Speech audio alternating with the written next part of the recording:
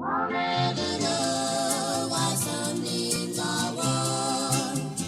I can't explain the rainbow in the storm.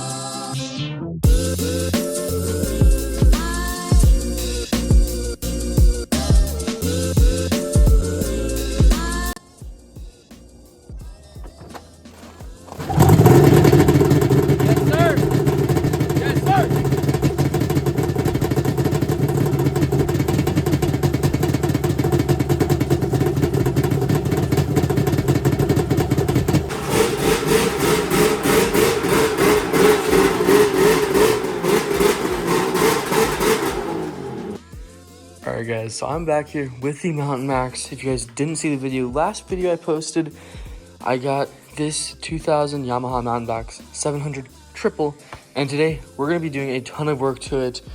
As you can see, I got a list with a bunch of stuff on it, so let's get started with a little deep clean. Basically, I just got some purple Zep. I'm going to go ahead and just spray it down and wipe everything down. It's winter here in Alaska, so we can't really pressure wash anything, so this we'll have to do.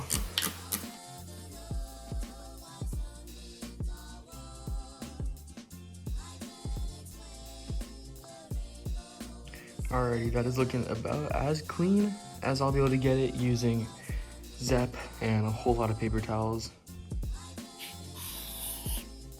So the next thing I want to do is go ahead and replace the ignition and replace the taillight. So this ignition is drilled out. I don't know if this sled is stolen, God forbid, or someone just forgot the key, but I'm gonna go ahead and just take this ignition out, and I'm not gonna be able to replace it in this video just because I need this video to come out on time, and if I have to order ignition, it's not gonna come out on time.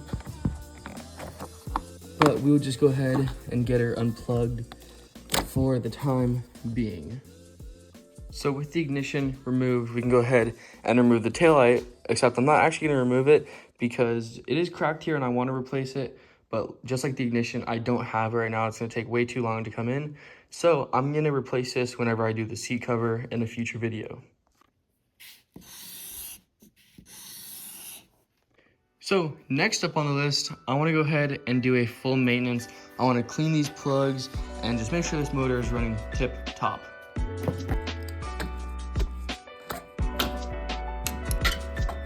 So all the plugs are out. They look not bad at all, to be honest, but I am gonna take them out because the previous owner gave me 3 brand new spark plugs.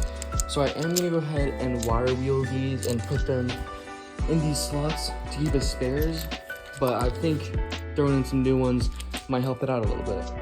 All right, all fresh spark plugs. I even cleaned up all 4 of these spares, and honestly, look at this. This is a sick mechanism. Basically, you push it in and then it pops out of this little tab. It's got like a spring in here, just locks it in. Anywho, I thought that was pretty. So we can go ahead and continue with the maintenance. I want to go ahead, top off the oil, top off the coolant, look at the gear case oil, and then we will be done with our maintenance. All right, well, when the guy sold it to me, he said it was full on oil, but as you can see, it is not. So we got a little bit more for the old girl. Oh yeah. Drink. A little bit more of the good stuff just to, you know, make sure she's nice and full.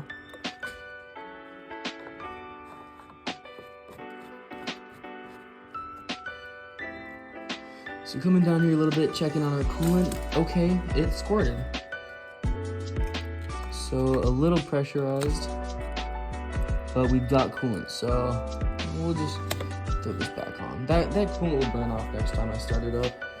And I don't know if I'm stupid, but it doesn't look like there is a gear case dipstick. So, I mean, honestly, that just means less work. Next up, before we start removing some decals, I want to remove this phone mount. The previous owner has this stupid phone mount self-tapped into here, and I'm gonna get rid of it because it's not even the right style phone mount for my phone mount that I have in my case. So, you know, three Phillips will zip this guy off. All right, well, I mean, I'm taking this off with a screwdriver because I can't find a bit for my impact, and I come into this other side. This is a snap-on phone mount. Throw this guy in the corner of my desk. Now we got a part from my snow machine, the graphics from my old Renegade, the door badges to my Cummins, and the part of the front diff that broke off on my 4th gen. All right, we are back in the garage. It took a little minute to charge my phone, and we're looking clean. Got that phone mount removed, but next I want to go ahead and remove some decals. Basically, the ones I'm talking about are just these warning labels.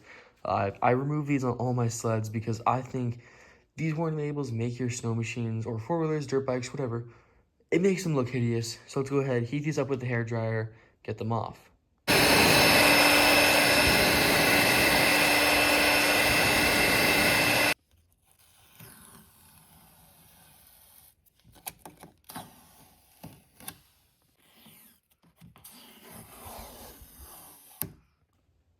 Safe to say that looks so much better. Let's get this other side done.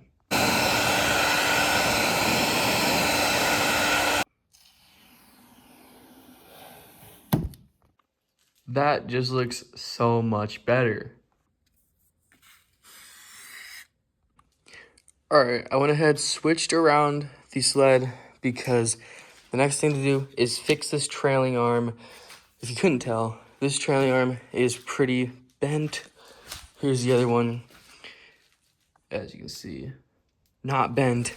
So I want to pull this guy off, bend it back into place, and then weld on some rebar or some metal plates just to strengthen it.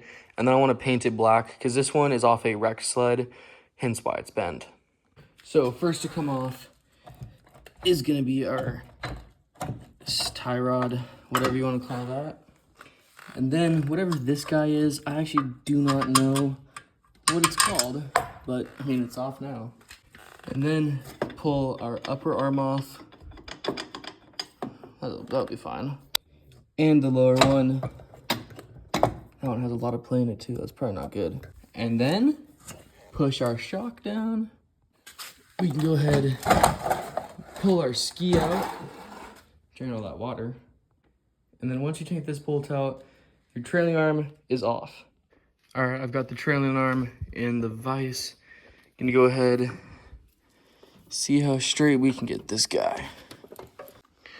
All right, not too bad. Got it pretty straight. Basically, it's hella late, as you can see. Pitch black outside. Tomorrow, I'm gonna weld some plates around here to strengthen it again, and then paint it and throw it back on the sled. All right, guys, it is the next day. I was able to convince my mom to let me stay home today, so we're gonna have a lot of time to work on this trailing arm. Basically, I got it over here in the vise. I got some metal sheets. This one's a little thinner. This one's pretty damn thick.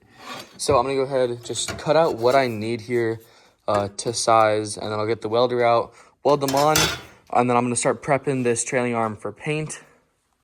All right, we're about to cut up this first plate.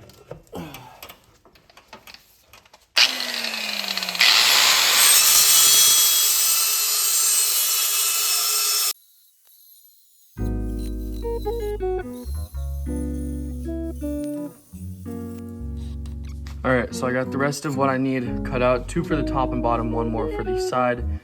So I'm gonna go ahead and cut these out, and then we'll go ahead and clean these up and get them welded on. All right, so I got my 2 side ones, my 2 top and bottom ones. I'm gonna go ahead, take a flapper disc and smooth down the edges so they're not sharp, and then we'll go ahead and prep the trailing arm for the welding.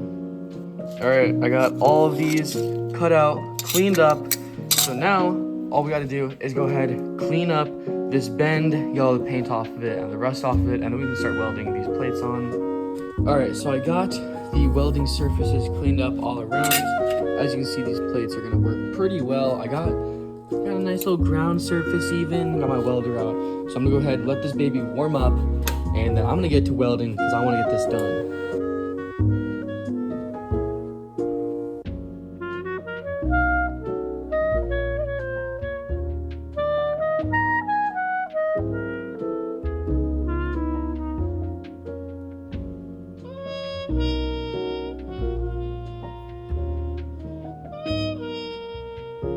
All right, 3 out of 4 plates on. Got to weld up this side on this top plate, then throw this one on, then we're done. All right, well, I was just about done. I just had a little bit here to weld and then some on this side, and the welder is shut off. And so I think this power strip is off because the angle grinder won't work either. But the lights are on.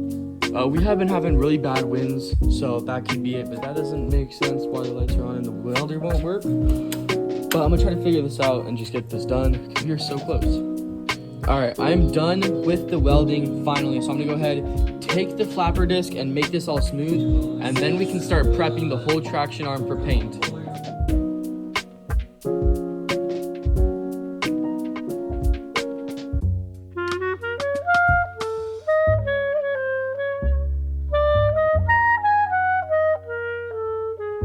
All right, guys, we got the trailing arm all cleaned up, prepped, degreased everything, scuffed the surface, wiped it out with acetone. The welds, honestly, are not bad for my Amazon stick welder, but this is gonna hold up so much better, so let's start shooting some paint.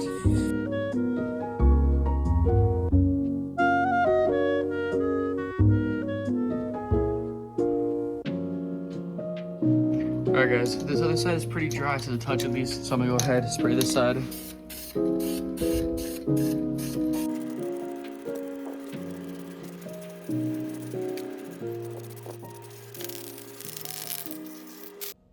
Well, it's not the most practical, but it's gonna work.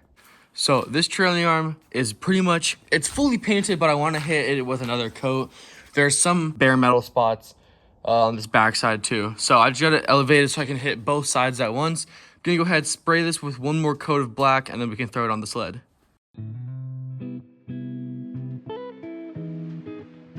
All right, well, last coat is done. I used literally the rest of my spray paint. We got a couple runs on like the side here, as you can see, but I'm not too worried about it because it's still gonna look so much better than what it did. So once this dries, we'll go ahead and throw her on the Mountain Max.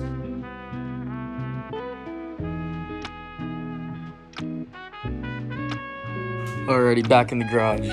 It's looking like this is pretty dry. Yep, I think we're good. It's definitely dry to the touch, probably pretty dry in there too. So I'm gonna go ahead, pull this off and throw her back on the sled so we can get this thing done.